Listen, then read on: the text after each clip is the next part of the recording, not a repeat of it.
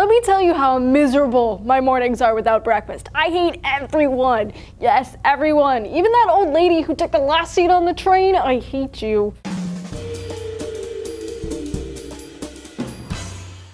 Hey guys, Julia here for DNews. Do we need breakfast? I mean, your mom always tells you need to eat it, but do you really need to? A recent study published in the Journal of Public Economics says yes. The researchers found that schools that provided free breakfast for their students had better test scores than those that didn't. The kids performed 25% better in math and had similar gains in other areas like reading. But this news isn't entirely new. Breakfast is often heralded as the most important meal of the day, and science backs this up. There are loads of studies that show just how important it is for learning and memory, but it might not have the weight loss benefits you think. Anyways, is it breakfast that helps give your brain a boost, or is it the type of food you eat? I mean, the brain consumes a lot of energy. Almost 20% of the energy we consume goes to the brain. Some researchers say that the brain functions best when there's 25 grams of glucose circulating through the bloodstream. So really, you should keep that as level as possible. Any spike or dip can leave you feeling off. So maybe eating more frequent, smaller meals throughout the day can help you avoid a post-lunch crash. But is there a way to hack your brain with food? Is there such a thing as brain food? I mean, I was always told to eat a banana before a test. Curcumin and omega-3 seem to be buzzing around the blogosphere of late, and that may have some truth to it.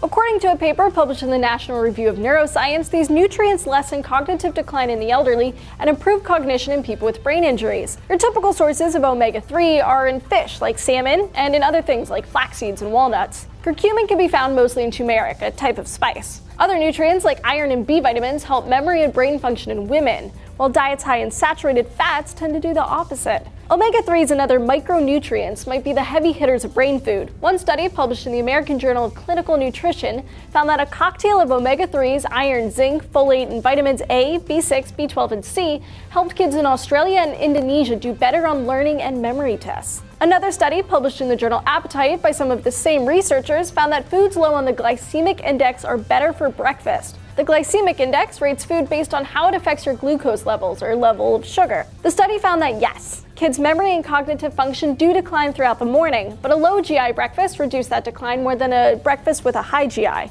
Low GI foods are like fruits and vegetables, or maybe even oatmeal. So a good breakfast might be a bowl of oatmeal with a banana rather than a bowl of sugary cereal. So a balanced diet with fish and fruits and veggies seems to be good for the brain. Eating breakfast might keep you perkier in the morning, so you're more alert to learn more. And some studies even show that old wives' tale of chewing gum for a test is true. Chewing gum increases blood flow to the brain, which does all sorts of good things. So before a big test, eat a good breakfast, no not sugary cereals, and maybe have a piece of gum. What is your go-to test food? Let us know in the comments below, and while you're at it, hit those like and subscribe buttons and keep coming back here. We've got new episodes every day of the week.